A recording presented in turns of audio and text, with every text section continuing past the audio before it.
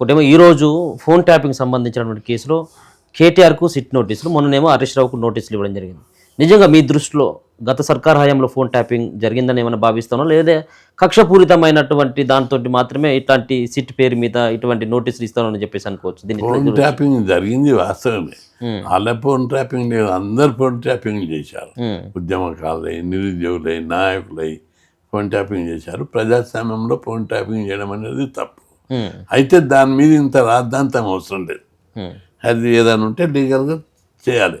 రచ్చ చేసి, ప్రచారం చేసి, రోజు ఎంక్వైరీ చేసి, పబ్లిక్ ఇష్యూలు డైవర్ట్ చేయడానికి చేసే పని ఇది. అంతే. ఇప్పుడు ఫోన్ ట్యాపింగ్ చేస్తే దానికి చట్టపరంగా సైలెంట్గా ప్రూఫ్లు పెట్టి యాక్షన్ తీసుకో. దీని మీద పిలవడం, ప్రచారం చేయడం, పెద్ద ప్రచారంతో పబ్లిక్ ఇష్యూ డైవర్ట్, డిబేట్ జరగడం, డిస్కస్, ఎందుకు ఇవన్నీ? ప్రజా సమస్యలు అనేకం ఉన్నాయి. నిరుద్యోగ సమస్య ఉంది, రిజర్వేషన్ల సమస్య ఉంది, బీసీల సమస్య ఉంది, హాస్టల్ విద్యార్థుల సమస్యలు ఉన్నాయి. అరే ప్రజా సమస్యలు, దునియా సమస్యలతో ప్రజలందరూ, యూరియా సమస్య ఉంది, వ్యవసాయదారుల సమస్యలు ఉన్నాయి, వడ్ల పైసలు ఇస్తలేరు, గిట్టుబాటు ధరలు దొరకక చాలామంది ఇబ్బంది పడుతున్నారు. ఇవన్నీ పక్కకు పెట్టి నువ్వేదో ఇదో పెద్ద ప్రజలకు సంబంధించి ఇచ్చుడాక ఫోన్ ట్యాపింగ్ మీదనే పేజీల వార్తలు, టీవీలలో గంటల వార్తలు ఏమిటి డైవర్ట్ చేసి పాటించు. ఇది అందుకే ఉంటే లీగల్గా తీసుకో. దానికి ఇంత పెద్ద హంగామా అవసరమా? ప్రూఫ్లు పెట్టాలి, యాక్షన్ చట్ట ప్రకారం యాక్షన్ తీసుకోవాలి తప్ప ఇది ఇంత ప్రచారం చేసే అంశం కాదు. అంటే కేటీఆర్ కానీ హరీష్ రావు కానీ మాట్లాడుతూ ఇది ఫోన్ ట్యాపింగ్లో ప్రజాప్రతినిధుల యొక్క అవసరం ఏముంటుంది దీంట్లో, ఇది పోలీసులు చేసి ఉండొచ్చేమో, ఉగ్రవాదులు, టెర్రరిస్టులకు సంబంధించినటువంటి వాళ్ళ యొక్క కార్యకలాపాలను, వాళ్ళకి సంబంధించినటువంటి వాటిని గుర్తుపట్టడం కోసం చేసి ఉండొచ్చు తప్పించి మాకేమనం అవసరం అని చెప్పేసి వీళ్ళు అంటారు. నిజంగా పై సంబంధించిన ఆ రోజు పై అధికారులు వాళ్ళేం తక్కువలు కాదు, వీళ్ళేం తక్కువలు కాదు. వాళ్ళు ఫోన్ ట్యాపింగ్ చేసేందుకు ఏం అవసరం? పోలీసులు ఎందుకు చేస్తారు? రాజకీయ నాయకులకు అవసరం ఏముంది? ఎన్నికలల్లా ఎవరెక్కడ చేస్తారు, ఏం చేస్తారు, అవన్నీ చేసారు వాళ్ళు. వాటి మీదనే కదా విచారణ. అయినా దానికి ఇంత ప్రచారం అవసరం లేదు. చట్టం ఉంది, న్యాయం ఉంది, లీగల్ ప్రొసీజర్ ఉంది, యాక్షన్ తీసుకో. అంటే పైన ఉన్నటువంటి, అంటే ఒక ముఖ్యమంత్రి ఆదేశం లేకుండా ఇటువంటి ఎస్ఐబిలో ఉన్నటువంటి అధికారులు వాళ్ళంతా వాళ్ళు చేసేటువంటి అవకాశం ఉంటుంది అంటారు? లేదు. ముఖ్యమంత్రి లెవెల్ పోలీసు వాళ్ళకి అంత ఎందుకు ఉంటుంది? వాళ్ళకి ఏమి ఇంట్రెస్ట్? ఎమ్మెల్యే ఎవరు చేస్తాడు, ఎట్లా ప్రచారం చేస్తాడు, మనకి సోర్స్ ఏంటిది, డబ్బులు ఎక్కడ, ఇట్లా ఉంటాయన్ని. ఇది ముంగడపడేటువంటి వ్యవహారం కనబడుతుందా సార్? అంటే ఈ ఫోన్ ట్యాపింగ్ విషయంలో ఎవరైనా అరెస్ట్ అయ్యి ఎవరైనా జైలుకి పోయేటువంటి అవకాశం కనబడుతుందా, లేకపోతే కేవలం కాలయాపన? నా దృష్టిలో ఇది చాలా ముఖ్యమైన అంశం కాదు. నా దృష్టిలో నిరుద్యోగ సమస్య ముఖ్యమైన అంశం, హాస్టల్ పిల్లలకు ఓన్ బిల్డింగ్లు కట్టడం ముఖ్యమైన అంశం, ఫీజు రియంబర్స్మెంట్స్ బకాయిలు ఇవ్వడం ముఖ్యమైన అంశం, ప్రజల సమస్యలే నా దృష్టి ముఖ్యమైన అంశం. వీళ్ళంతా పని లేక, ఏం పని లేక టైం పాస్ కోసం, చీప్ పబ్లిసిటీ కోసం, the issue public attention divert కోసం చేసే ఎత్తుగడలు. వీళ్ళు ఇచ్చిన వాగ్దానాలు అమలు చేయకపోవడం ఒక భాగం. వాళ్ళని ఏంటిదంటే మూడవ పార్టీని ఎరగకుట్ర, రాజకీయంగా ఎవరినైనా ఎరగనిస్తుర్రా, అన్నిటి మీడియాను అంతా తొక్కి పెట్టేసి మభ్య పెట్టేస్తారు. అన్ని కరపత్రాలు లేక తీసి పడేసారు. కాబట్టి ప్రజల లోపల తిరుగుబాటు వస్తుంది. అది రాకముందే వీళ్ళందరూ అన్ని వ్యవస్థలు జాగ్రత్తగా ఉండాలి. మొన్న ముఖ్యమంత్రి ఖమ్మం వెళ్ళాడు సార్, రేవంత్ రెడ్డి ఖమ్మం వెళ్ళినప్పుడు ఖమ్మం సభలో చాలా టీడీపీ పార్టీకి సంబంధించిన కండువలు పెద్ద ఎత్తున కనబడ్డాయి అక్కడ.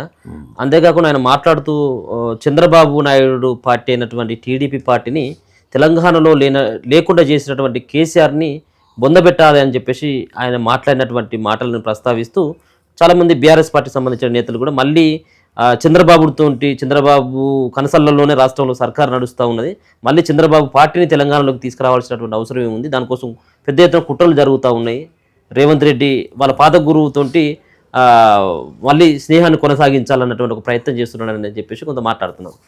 నిజంగా అటువంటి వ్యక్తిగత సంబంధాలు వేరు, రాజకీయ అనుబంధాలు వేరు.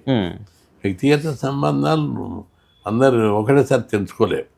ఇప్పుడు కలిసిమెలిసి ఉంటారు అందరు, అవి వ్యక్తిగతంగా ఉంటుంది, మరి అది ఆ సంస్కారం ఉంటుంది. నేనేం ఉద్యమాలు చేస్తే అనేక సమస్యల మీద పోరాడుతున్నా, అవి వ్యక్తిగతంగా నాకు సంస్కారం ఉంది కాబట్టి ఎవరు కలిసిన సిద్ధాంతపరంగా దూరం ఉన్నా మంచిగా మర్యాదగా మాట్లాడుకుంటాం, మర్యాద ఉంటుంది. అందుకే ఆయన రేవంత్ రెడ్డి చంద్రబాబు తోటి మంచుకున్నాడు అంటే అది ఆయన సంస్కారం. ఆ పార్టీలో ఉన్నాడు, వచ్చిండు, గౌరవించడం అనేది మా వ్యక్తిగత సంస్కారం. కాబట్టి దాన్ని రాజకీయ కోణంలో చూడదు. అంతే. అంటే భవిష్యత్తులో ఇద్దరు కలిసి పని చేయబోతా ఉన్నారు. అట్ట భవిష్యత్తు చెప్పలేము కదా, అది ఊహగానాలు అవి అని. చంద్రబాబు నాయుడు కానీ ఎవరైనా కానీ సంస్కారంతో వ్యక్తిగతంగా మంచిగా ఉండడానికి ప్రయత్నం చేస్తారు. ఆ కోణంలో చూడాలి తప్ప రాజకీయ కోణంలో చూడదు.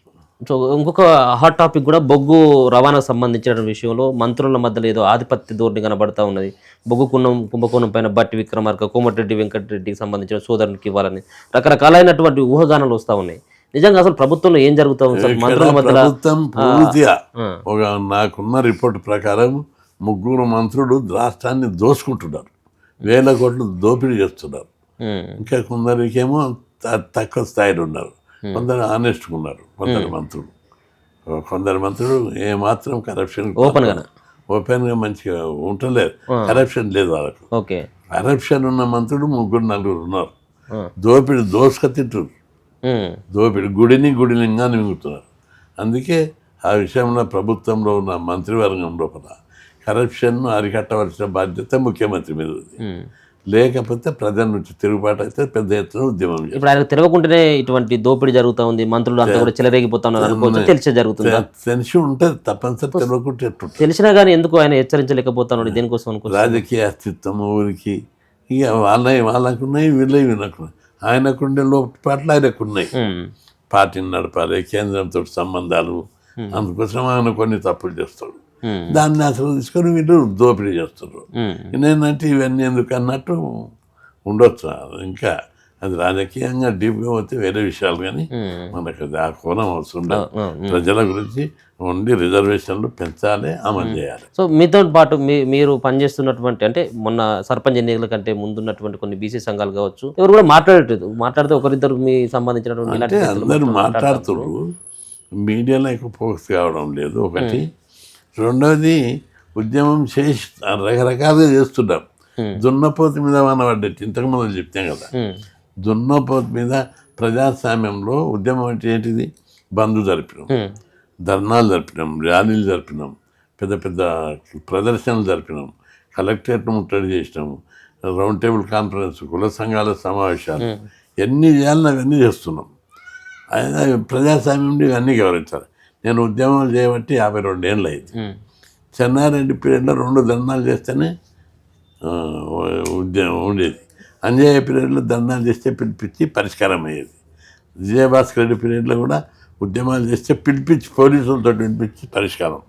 రామారావు కాలి వార్తలని పిలిపించి పరిష్కారం చేసి, రాజశేఖర రెడ్డి కానీ చంద్రబాబు కానీ ప్రతి ఒక్కరు ఉద్యమాలు చేస్తే పిలిపించి పేపర్ స్టేట్మెంట్ తోటి లేదా ఉద్యమాలను గుర్తించి పిలిపించి చర్చలు జరుగుతుంది.